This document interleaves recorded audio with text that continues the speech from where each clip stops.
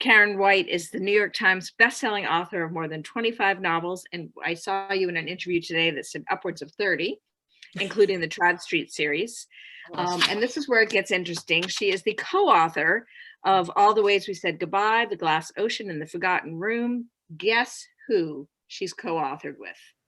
Our Beatriz Williams. So they are clearly tight. They write together, and I can't wait. I'm sure everybody asks this how that works, because I'm really curious. So we're looking forward to hearing about the Blitz in London. And I'm going to tell you a little bit about Beatriz Williams.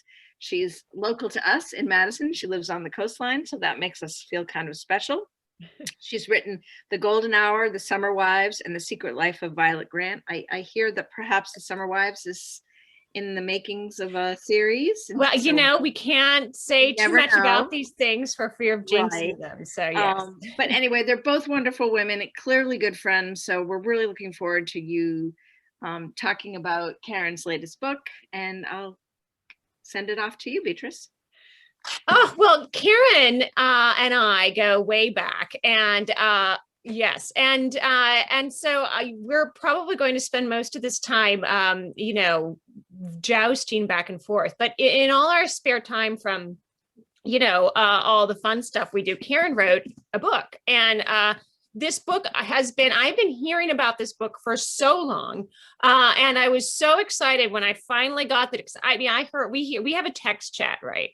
So like every little stage of this book that we go through, I get to hear about it. But so I knew all the twists and everything going into this book. So I was very excited though when Karen sent me an early manuscript of it to read and you know, and glow over, which of course I always do.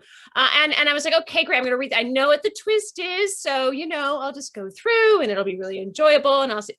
Let me tell you, you know, I started reading this, and you know, all of a sudden I am pulled into this thing. I am literally reading at 2 a.m. This is a book that I already know the big twist. I already know the plot. I know these characters very well because Karen's talked to me about them. And one of them is a character, in fact, that is a major character in our most recent collaborative novel, All the Ways We Said Goodbye. So I was absolutely so pulled in, so sucked in. And believe me, you know, at this point in my career, I don't always get pulled in, sucked in quite so easily. So Karen, I was texting Karen, oh my God, Karen, this is really, really good. Finally put it down and gave her obviously the glowing quote that she was hoping for, because this time I truly felt it from my heart.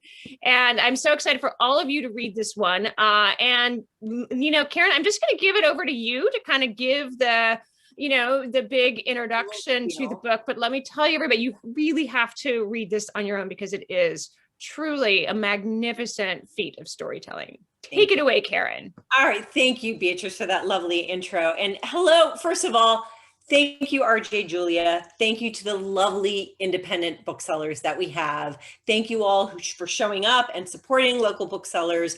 They are such an important part of our communities, whether you live in Connecticut or you live in Charleston or Atlanta or wherever you live, support your local booksellers. They're such important parts of our communities. And I know I wouldn't be here if it weren't for local booksellers, independent booksellers, hand selling my books, telling their customers, you need to read this book. So thank you. And thank you, B, for that lovely introduction. I'm sure the $500 that I stuck in the advanced reading copy that you had nothing to do with it. It really helped. I've got 2 kids I'm putting through college right now. So I know. Thank you, Karen. Yeah. I know. I see Susie Crandall, who's one of my long-term friends. Oh, hi, Susie. And Suze Redmond, who is a repeat offender in her car again. You're always in the car. So I love it when I'll try not to be boring and do the same talk that I did before. So normally I do a PowerPoint presentation, but I'm not going to do that here since we have Beatriz for the extra entertainment. But just to— Are you saying I'm more exciting than a PowerPoint presentation? Yeah, believe it or not. Thank you. Thank you, Karen. You're welcome. So everybody wants to know, you know, I'm known for Southern women's fiction. So why did I write this historical set in London? Well, it goes back to my teenage years when my father, who was an executive with Exxon, moved our family to London, where we would live for 7 years. And we lived in this beautiful Edwardian building. It was built in 1904. It had at one point in the penthouse, Mick Jagger and Marianne Faithfull had lived. And when I lived there, Joan Collins, remember, I might be dating myself, but you remember Alexis Carrington from Dynasty?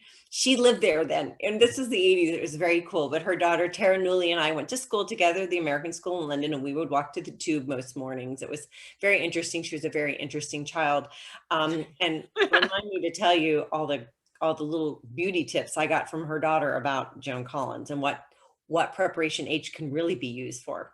But anyway, so when we moved into our building, I remember our doorman explaining to us the reason why some of the windows in the flat were plain glass and some were leaded glass was because during the Blitz, nearby bombs had shattered them. And I remember, and I'm a natural history nerd. My father is a huge history buff. And even though he traveled the world, when he was home, like weekends, we did stuff. We went to museums, we went to battlegrounds, we went to aircraft carriers. We did all of that stuff. Even, on our long, family vacations, we would always stop at all these historic sites, and I grew to love history because of my father. And, but this was my first experience at really having tangible history. And at the time, and actually it was for many, many years past, I did not plan on being a writer. It was not part of my wishes or my dreams or anything, but I loved books and I loved storytelling. I loved reading books and I loved creating stories in my head. So many nights while sleeping, lying in bed, I would think about all the people that had lived in my building during the Blitz and who had, experienced all that. And that is my dog ringing the bell because she needs to go out. And I'm just going to text my husband here while I'm talking. See, this is real life, y'all. Yes, authors also. Where's my Tim? He needs to go out. I can't, he knows I'm on a Zoom. I'm so sorry. This is so embarrassing. This is horrible. So I'm texting, let Sophie out. I apologize. I love this story because I also lived in London when I was a young mother, actually. And the building that I lived in Holland Park plays a little bit of a role in my upcoming novel as well, which I wasn't even thinking about that at the time, but it's funny how these buildings, they're so evocative and they have so much history in them. Yes. And I literally actually chose that building when I was, house hunting because I knew that Vera Brittain had lived there during World War I. And I was like, Oakwood Court. Oh, I have to live there. Maybe it'll be Vera's apartment. Who knows? So It's amazing. Yes. The history in these buildings is so inspiring. And London is just so rich with history. Across the street from my building, there is a building with a big plaque on it that reads, on the spot stood the house where Charles Dickens lived while writing David Copperfield. And you're like, exactly. I know. And then, Regent's Park, which was our flat was right on Regent's Park. And I ran in Regent's Park. I went in the, rode the boats in the Swan Pond. I went through Queen Mary's Rose Garden, all of that stuff. And, while I was running, it was like within a couple of years, they discovered bones where they are suspecting they are just unidentified remains of people who died during the Blitz because Regent's Park took many direct hits. And to think that I ran in the park, all those years and just had no idea that was there. But London is full of that. And I'm not an historical fiction writer. I write many dual timeline books where there is a little part of the past, but this is the first book where, well, my first two books were, one was a time travel set in Georgia during the Civil War. My second book was an American Gothic sort of, Daphne du Maurier or Victoria Holt. I was a Victoria Holt fan. Very Gothic, set in Louisiana during Reconstruction. But those are my really only true historical novels. But this novel was sort of many years in the making. Again, I imagined the people that lived in that building during the Blitz. And then I had created a character, Maddie Warner, in Falling Home and After the Rain. And I loved that character. And I loved how I kept on getting emails from readers saying, please tell us the rest of Maddie's story. So I was intrigued, like I wanted to know what the rest of her story was. And I knew I just needed to wait for the right book. And then when Beatrice, Lauren Willig, and I were working on All the Ways We Say Goodbye, we created a character, Precious Dubose, who is, it's 1964. She's in her 40s at this point. But during the war, she alludes to a very secretive sort of past. And you find out a little bit about that in the book, but you don't know specifics. So with Lauren and Beatrice's permission, I asked if I could use Precious for the historical element of the story that I wanted to create, to tell her past as I imagined it. And then all of a sudden I had the two frameworks for the two different timelines of my story. We have Precious during the war, and then we have Maddie Warner. And in this book, she is now 28 years old. She's now a freelance journalist, and she is interviewing Precious Dubose, the famous fashion model from Paris during the war. And she's donated all of her beautiful clothes to the London Museum of Fashion. And Maddie's friend from college is now an editor with British Vogue, and they're doing, Maddie is hired to write the story of the clothing that is going to be exhibited at the museum. And of course, Maddie says, sure, get to live in London for a little bit while I interview this 100-year-old woman, or about to turn 100 years old. Great story, cut and dried. But of course, as these two women meet and they start peeling back the layers, they realize that they have a lot in common, and B, there's a lot more to their past than either one of them have been willing to share for a very long time. So I don't want to give anything away, but that's pretty much the nuts and bolts of the story. One of the things I loved about the book, and this was something that I, and of all the sort of texting back and forth, I hadn't sort of picked up on this sort of storyline. And there's a bit of an espionage storyline to do with the sort of Czech exiles and the overall European exile community that was living in London at the time. They had sort of had to leave Europe as Hitler invaded their countries one by one. So could you talk a little bit about that and what sort of, I guess, inspired that part of the story? Right. And it's funny because you were responsible for a lot of that. Beatrice knew that Where's my share of the royalties, Karen White? Forget it. So while we were on tour, I guess our last tour for All the Ways We Say Goodbye, is that, no, or maybe it was the one before that. They all blend together. No. I mean, maybe it's all the Prosecco. My memory is just not what. Oh, sorry. Did I say that out loud? So Beatrice knew I was writing a book about the Blitz, and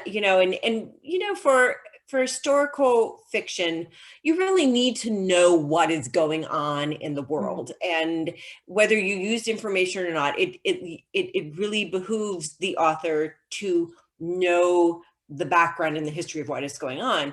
And Beatrice recommended Last Hope Island by Lynn Olson, who I've since met, and she's lovely and just so fascinating. She is absolutely one of my favorite writers of nonfiction, primarily about the Second World War. I actually recommend this book to everybody. Last Hope Island. It's fabulous. It's all about these European exiles. Exactly. And about how England really was the last hope. They are this little tiny island. The Nazis, Hitler had invaded and taken over every European country at that point.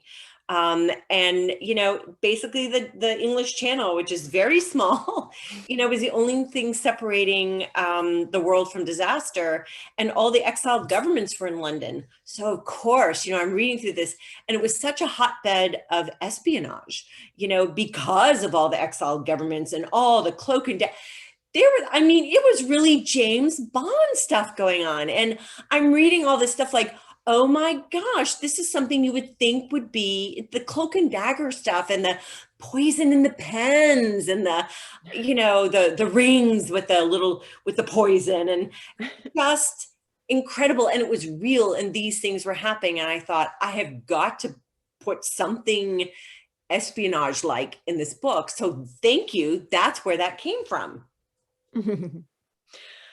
Okay, so let's talk a little bit about Precious Dubose, because I think a lot of readers who have read All the Ways We Said Goodbye fell in love with this character. I certainly did. She's a bit of a scenery chewer. She, if she were an actress, she kind of took over the page, and I think we all enjoyed creating her, writing her into this story. And just talk a little bit more about her background. And I know we had it when we created her. There was a little bit of an influence, I remember, from a story you had come across when you were researching something else, which is always how these ideas come up. Exactly. Like Band of Sisters, which is Lauren Willig's last book, came about because she was doing research for All the Ways We Said Goodbye. Right? Mm-hmm. Yes, we had come across, we were looking up Christmas rituals in Picardy during the First World Wars. Right. And she found this little nugget, and that spurred Band of Sisters, which if you haven't read it, you should. It's fabulous. Precious. Thank Precious you. Dubose. How did we create Precious? Okay. That was you. You were the one who had, the backstory about Precious that you wanted to get out. Well, because the only time any of us work simultaneously on two books is when we're working on a collaboration and our own book. I can't work on two of my own books at the same time. So when I knew I needed an historical framework for this book, I thought it would be really fun to play with the Precious character. And it's so funny because she only alludes to this mysterious past in the book, in that book, because it's 1964, the war's 20 years past, and she only alludes to this mysterious past. So I mean, it was perfect because that's what we do as authors. We make up stuff. And I thought, oh my gosh. So the twist that we had, and it's very hard because I can't give anything away, but the twist at the end of All the Ways We Said Goodbye was really was created at the very end when we were, we thought we knew how the book ended. And then we realized the ending that we had wasn't enough of a, and it just didn't feel right. There was something that was missing. Exactly. Right. You can kind of tell when there's just some element of the story that's not quite folding together. And it's almost as if that true story, that final story that you come up with it's almost like, I guess being a sculptor, chiseling away, and all of a sudden some vein of marble is revealed. You're like, oh, that's what you wanted to be all along. Right. But thankfully we have the unibrain, which is, what is it, Beatriz? It's one brain and three bodies. One brain and three bodies. Brain. Get that wrong. Sometimes we forget that it's three bodies and one brain. It'd be nice if there were three brains. Okay, yeah. Sadly. So, anyway, so towards the end, we were literally at the editing process, the final edits right before we turn it into our editor. And we'd read the ending and we were like, that's not right. It's not. And again, the unibrain speaks up and says, oh my gosh, let's do this with Precious. It's like unibrain powers activate. Yes. And then that just gave me this powerful character with a past that I needed to talk about in the book I was writing. So it was just this lovely, perfect thing. Now, people want to know, okay, is The Last Night in London, is it a sequel? It is not. You don't have to have read Falling Home or After the Rain or All the Ways We Said Goodbye. I give you all the information you need in this book. But after reading the book, if you are curious about the two main characters, Maddie Warner and Precious Dubose, by all means, go back and read those to kind of find the genesis of these characters. I will say that Maddie Warner is very Southern. She's from a small town in Georgia that I created in Falling Home and After the Rain. Those are two of my favorite books that I've written, and I still get lots and lots of reader mail on those. and I just, I love fish out of water stories. So when we lived in London, so my mother is from the Mississippi Delta, which is like the most southern place on earth, and she has this very southern accent. And I remember going to like the Harrods meat court and my mother ordering meat, and the butcher like making fun of my mother's accent, like she's the only one there with an accent. And I just, she handled it with grace, but I just love those fish out of water stories. Like, how did she really feel? So I wanted to write a Southern character, sort of fish out of water, and put her in London. And that is Maddie, and Precious as well, because when she comes to England in 1938, she's from Tennessee. And then also we do the reverse fish out of water story. But the genesis of Precious, and again, I have to blame Beatrice and Lauren again. We were at the beach in Florida for a retreat. It's work, work, work for us. And there may have been spa time involved. And There may have been Prosecco involved. There may have been, but we were doing our author photos. We decided we needed a new author photo of the three of us. So we had hired a photographer, and it was my beach house. But my beach house didn't have the right light. So we moved to my neighbor's house, who is from Memphis, and took the pictures. And it was really perfect because we saw that neighbor, I think on the last day of our retreat, and she told us about her great aunt, Precious. And she told us about her origins and the origins of her name, and how Precious, when she was born, that wasn't her real name, but when she was born, the nurse looked at her and said, well, isn't she just precious? And that was her name for the rest of her life. Just like Bonnie Blue Butler in Gone with the Wind, they called her Bonnie, even that wasn't her name. Real name was Eugenia or something like that. But that stuck with me. And her great aunt was a very famous fashion model, but much later than my Precious. She was like 50s and 60s, and had this glamorous wardrobe that when she passed, my neighbor and her daughters inherited everything. And she was showing me pictures, and I was just like, you've got to be kidding me. This is amazing. From the 50s and 60s. Oh my gosh. Gosh, I know. And so I thought, the three of us, a story there. We were I think we were just starting the outline for All the Ways We Said Goodbye. And we knew at that time that this character, Precious, now the only thing that is the same about the fictional character Precious and the real Precious is how they came across their name, and that they're both from Tennessee, but that's it. But again, they're models, they're fashion models. And they're fashion models, and they're tall and blonde. But that's it, but that's all a writer needs to create something completely fictional and do something really cool with it. So so I guess I owe that to Beatrice and Lauren too. So thank you. Because I, as you know, usually rely on stories from the Daily Telegraph or the Daily Mail. Yes, thank you. You sent 3 really good ones today. Oh my gosh, it's like they didn't want me to work today. One of them was something like a marriage diaries, confession. My husband doesn't know that I plotted to marry him while his wife was dying. And I was like, oh my gosh, that's a novel right there. I know, but I go through our minds, I know. Well, hey, when I'm driving down the road and I see a bag on the side of the road, people are thinking, oh, somebody dropped their garbage. I'm always thinking that's somebody's head, right? And I'll be going past some trees. And I'm like, that's a really good place to hide a dead body right there. Right. And you see a lump in the ground and you're like, dead body. Grave. Yeah. For sure. That's how our twisted minds work. So tell us a little bit about Maddie, because, I, at that point, this is a confession. I had not actually read Maddie's story before, and I had to go back and read it because she is such an incredibly compelling character. And what was compelling to me about her was not just that she has this very challenging backstory, but also, she goes to London, and there is a somewhat aristocratic man there that they have some history from her days at Oxford.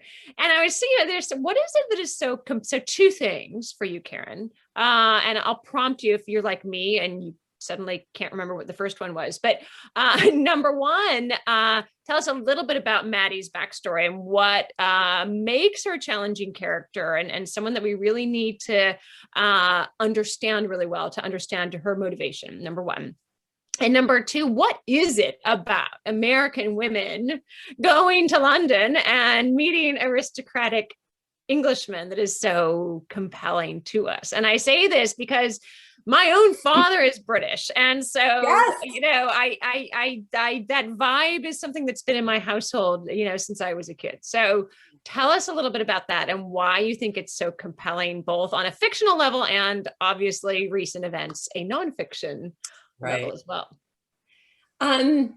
So Maddie, we first meet her, she's 14 years old in Falling Home, and she lives in a small southern town, big, boisterous, very loving family. But she, in that book, she goes through her mother's terminal illness, which is something a 14-year-old girl, it's very hard to deal with. And I think I was inspired to write that by a friend I knew in 7th grade, Kathleen. She was like the oldest of 9 children. And when we were living in London, her mother passed, you know, leaving these 9 children. And I just remember, you know, Kathleen just saying she didn't want to be known as the girl whose mother had died. And, you know, and that stuck with me all these years because I didn't know what that was like, but I couldn't imagine what it would be like. And I think she was the inspiration for Maddie, you know, because Maddie finds her own way. She finds a way to grieve. You know, she figures it out. And then, and After the Rain, again, she's a secondary character in that book, but she's 18 years old now. And her father has started dating. And, you know, so she's going through that, dealing with some of her own, you know, own pieces of, you know, why should dad be dating, you know, didn't he love mom kind of stuff, but and more than, and also discovering herself. She discovers that she shares this love of photography with this woman that her father is now seeing. And when that book ends, she's sort of on the cusp of womanhood, and, you know, things happen in that book as well. And, you know, she was one of my favorite characters because she, first of all, I loved her family. I loved the way they loved her and how she loved them. You know, they, you know, despite all the warts and everything, they would do anything for her. And she knows, she feels very, very loved and supported. But there had to be a reason for her to leave. And I knew she was going to be leaving. And I knew at some point I needed to revisit Maddie. Because she is this compelling story, you know, she has every reason to stay where she is and every reason to leave. And I wanted to explore the reason why she'd leave. And that's what the Last Night in London is for. And then your second question was about the British, the appeal for American women. American women marching over to. I know. Can I just say the accent? I mean, but you know, we go back. It's funny. We were talking about this even in, you know, all the ways we said goodbye about sort of the American dollar princesses who would go and find a title, and this it's just it's sort of like a reverse, you know, emigration. You know, our ancestors, you know, we're pretty much a nation primarily of immigrants. And yet there is just something very compelling about going back to the old country. And to embrace an aristocracy that we said we didn't want to have any part of. Exactly. Why are we so compelled by this? It's very interesting, but I think, you know, and that's why I think one of my favorite scenes in this book, again, I love fish out of water stories. Like I said, my mother was a fish out of water when we moved to London, and she handled it with grace. And so I have Maddie, again, from, you know, a small southern town. She's living in London, but she's done it before. She went junior year abroad and at Oxford. So she's well acquainted with, you know, the British way of life. But I wanted to tell another story. So I do have a British character going to Walton, Georgia. Oh, this is my literally favorite part of the book. Well, I mean, me too. On that side of it, yes. I mean, obviously, but this, when he went, and by the way, so I should preface this by saying that Colin is like I know. I know. Yeah, no, he's worth crossing an ocean for. I was a little in love, I admit. And when he arrives in Walton, Georgia, oh my God. It's You have hilarious. to understand, Karen White is one of the funniest people I know, but you wouldn't know to look at her because she looks so well put together, and, you know, butter wouldn't melt in her mouth. And she just always blesses my heart all the time. And it's so kind of her. So, you know, but in fact, she has a very wicked sense of humor. I can't tell you all her jokes because some of them are extremely off color, inappropriate, but Susie's familiar with that. Yeah. But you see, you know, I guess the public, the part of Karen White's humor, the tiny sliver of it that can be explained in public, is so richly brought to life and in those chapters when you have the Englishman in Walton, Georgia, that it is, even if, you know, the rest of it, you know, it's worth it for that chapter alone. And I have to say, I lived to write that chapter, or I guess the last 4 chapters. The whole book was just a way to get to that chapter. Exactly. The whole rest of the book is just a lead up to these chapters, because that was my vision, you know, and so we do have an English character going to this very southern town. And I just remembered when I lived in England, and I would every summer we would visit my grandmother in Indianola, Mississippi, which is this little teeny town, but it is the home of B.B. King and the jazz, the blues museum, because he was sort of the king of the blues. And but one traffic light. And I would just look forward to those summers so much. And because I love seeing my grandmother and all of my cousins, we'd all run around barefoot, you know, which I was never allowed to do. And it was just, you know, I'd go downtown in Indianola and we'd go to the drugstore, and the druggist would like, oh, you're Catherine Ann's girl, and just give me a free Coca-Cola. You know, it was awesome. And I remember, like, I can ask Beatrice, I'm really good at accents. We have a good time with accents. I do. I speak Franglais fluently. We all do. We had to do this very often in the writing of all the ways we said goodbye. Au revoir. Yeah. Au revoir, as we called it. They made us change it to goodbye. I don't know why. But you know, when I'd go visit in Indianola, I remember my cousins would like hand me like a People magazine and have me read something with a British accent. And so I have that scene at the Bitsy's beauty parlor, you know, where this British character walks in and the women are like, oh my gosh, you read this? Oh, please just read this. And, you know, and everybody like pulling up their lipstick. Anybody need some color? Because you always need color before you speak to someone, right? I'm a big lipstick fan too. I would usually have something on brighter, but I didn't want to steal from your glow. Okay. Tonight, Karen, but yes, usually I'm like the lipstick queen. So yes, she is. And we use their. I have an honorary Southerner badge. We're both winters, so the same color appeals to both of us. Yes. So. For anybody who knows, okay, if you're a millennial, you have no idea what I'm talking about. But anybody older than a millennial surely remembers doing your what was that, color me beautiful. Yes. Yeah, I'm a winter too. We found out we're both winters. Mm-hmm. So that was another way we bonded. But Lauren is either a spring or a summer. Definitely. So we can fight over clothes. But not Lauren. So I had a bunch of other questions for you, but I think we're getting close to the point in time when we have to open it up to other people's questions. Okay. Which we are happy to answer either about Karen's book, but we're also happy to talk about our own book. Oh, wait, we should probably mention if you enjoy the banter and you think adding a third person into the banter would be even more fun, we will be doing a special program for to honor mothers of all stripes and or people who have mothers or people who know a mother, and that will be the day before Mother's Day. You can find the links on all our websites and so on, but it's a Zoom event. And we will be giving away signed bookmarks, and we will be having a trivia contest where you can win one of these beautiful special Bessie. It says, what do we call it? Oh, Moms, Manuscripts, and Mimosas. So more banter. So you can ask us about that. You can ask us about this fabulous book of Karen's, or you can ask us about, oh, look, I happen to have right here All the Ways We Said Goodbye, which is also available from independent booksellers. So any of those topics are up for discussion. Yes. And also, if we're working on another Team W. And Karen will be happy to tell you about her skincare regimen. You're noticing how gorgeous.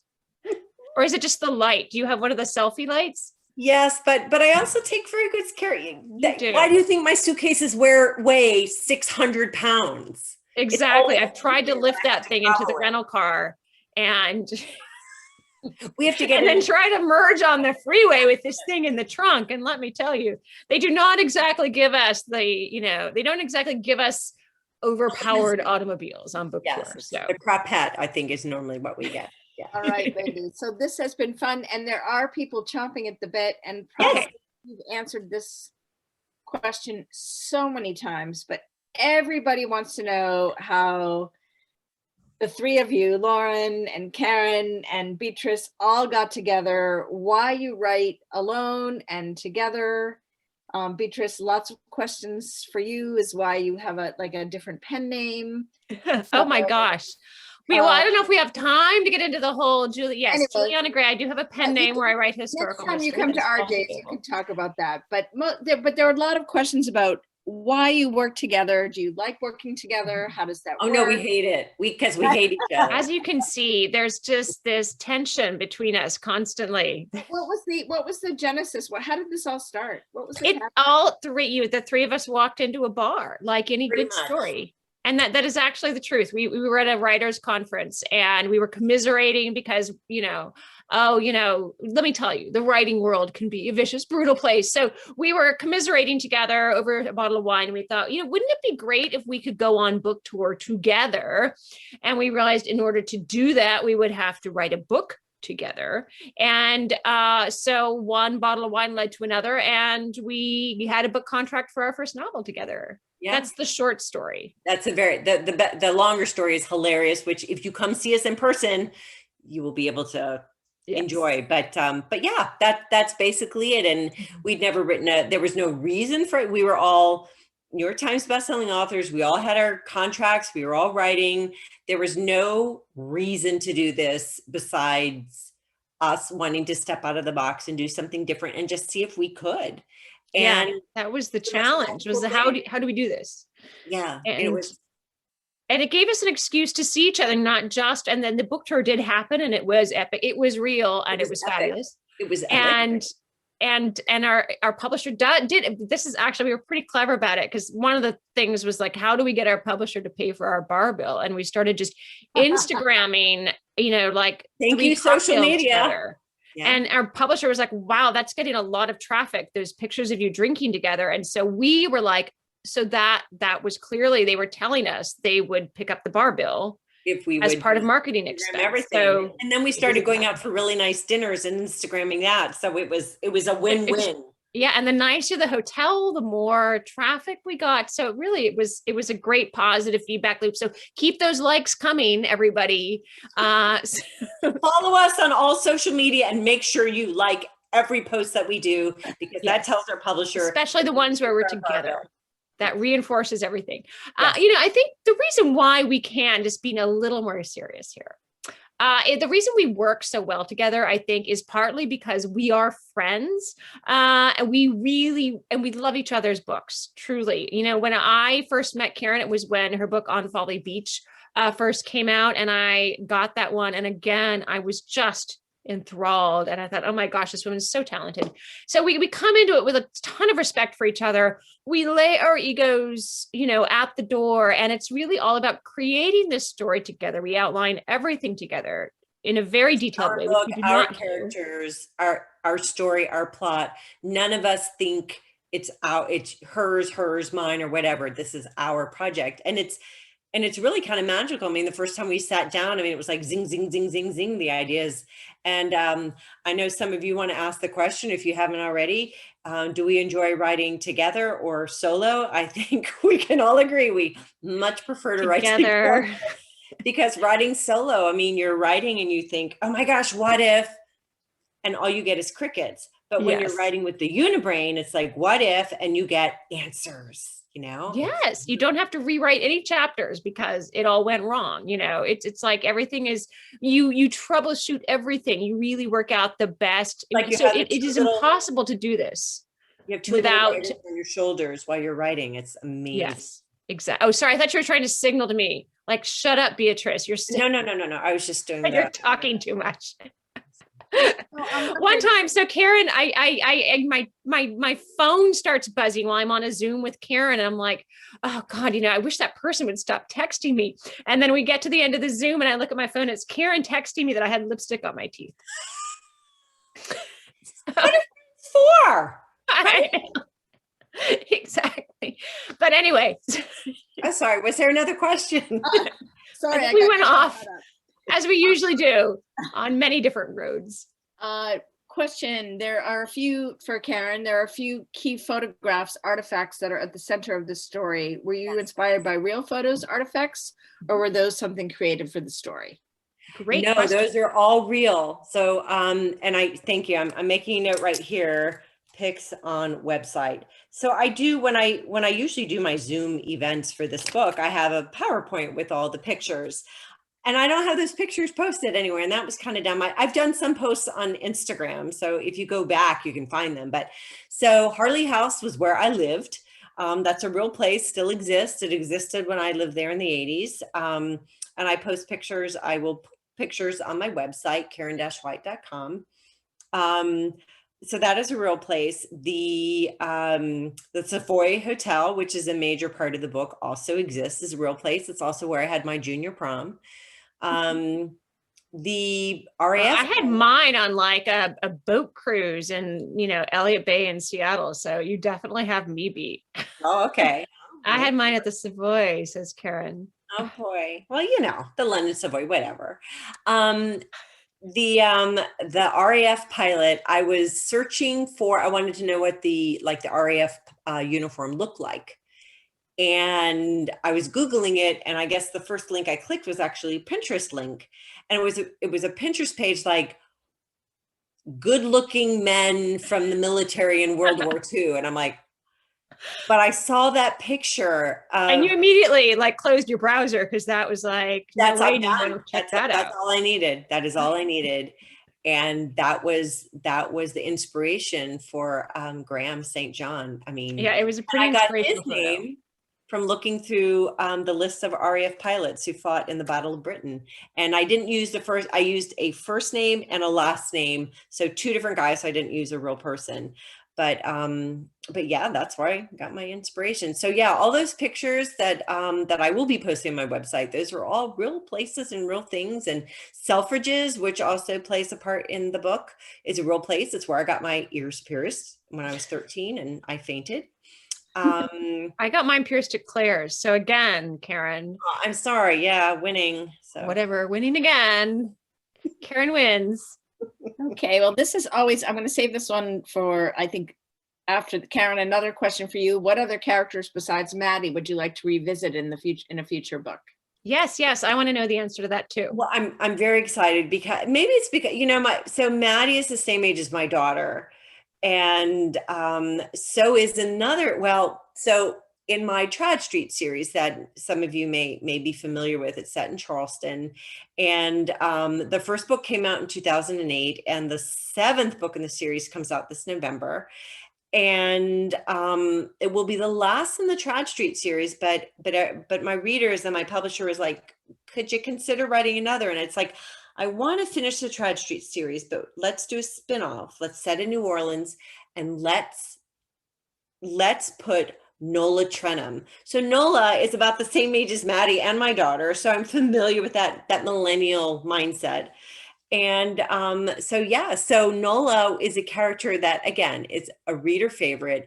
She's one of my favorite characters that I've created. She's never been, the main character in the Trad Street series. Her dad and her stepmom are, but she's always been an important part. And I couldn't say goodbye to her. So she will be the star in the spinoff series that I have started writing. And that first book will be out next fall. And it is called The Shop on Royal Street.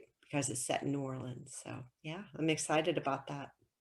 Great. Me And this too. is always a favorite one, a question from RJ's, and our readers go crazy, but we want to know what's on your nightstand. What are you reading?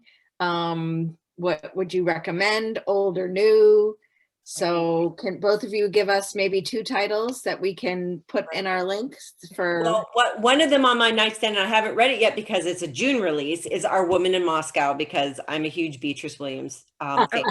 Oh, you mean, I happen to have it right here. So Ah, Yes. yeah, it's still the area. I did send that to you, Karen. So Well, whatever. you know, the Just whenever thing you is, get around because- to it, that's okay. You know. Because Fine. 2021 is a bumper crop of books. I've been sent, so, you know, I'm doing so many in conversation. I thought I had an inside track to the top of your No, TBR, they're but June, so I knew I could Whatever. push it out, and I keep on getting sent I books. forgot to They're all stick that wonderful. $100 bill in, I guess. So You should have put like 200, and then maybe it would have been bumped it up to the top.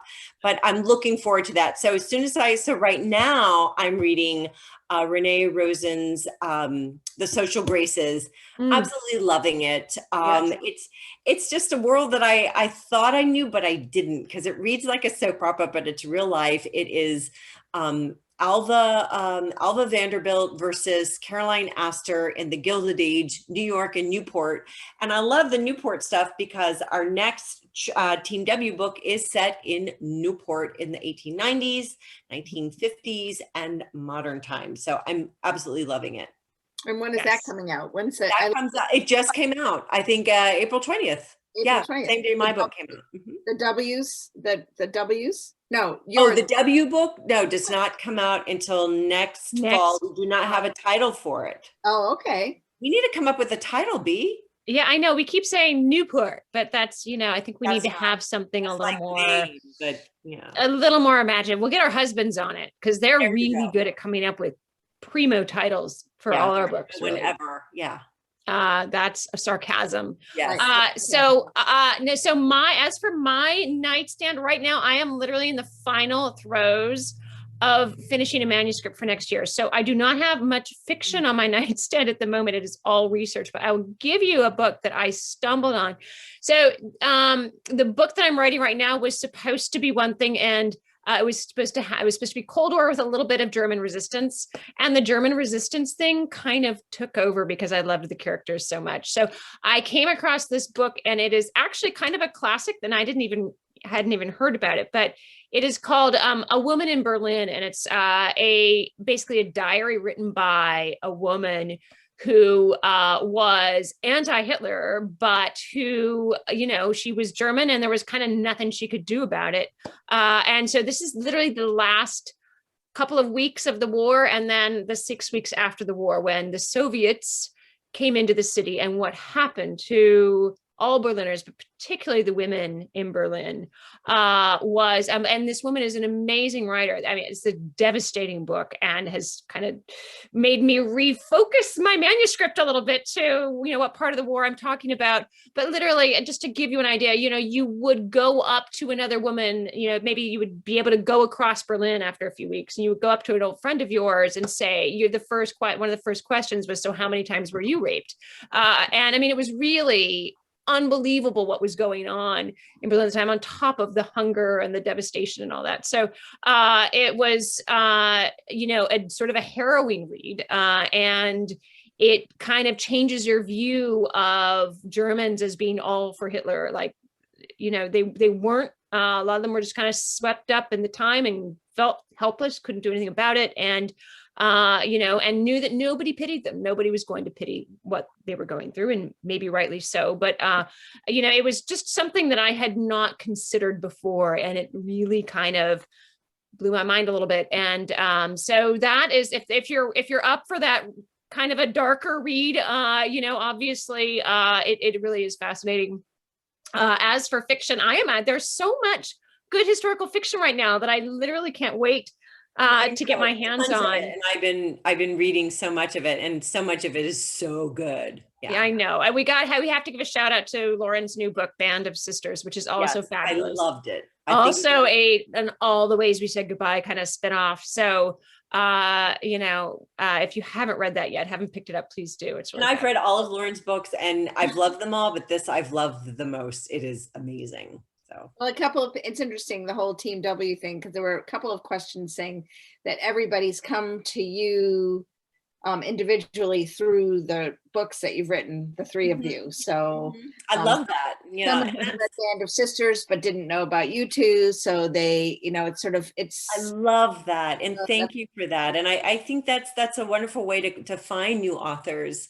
Agreed. Because obviously if you write together, there's a reason for it. And if you like one of our books, I guarantee you'll like the other two as well. Well, this was just perfect. And that we're going to close. Please, everybody go to the chat box. Remember that if you buy the book tonight, Karen will send you a book plate and bookmark. And please go to RJ Julia's BookHampton, RJ Julia's Wesleyan, and buy the book. You ladies are lovely. Don't forget, this is fabulous. It truly is. I'm not just saying that because we're best friends and she paid me. I do look forward to say seeing you in person at some point.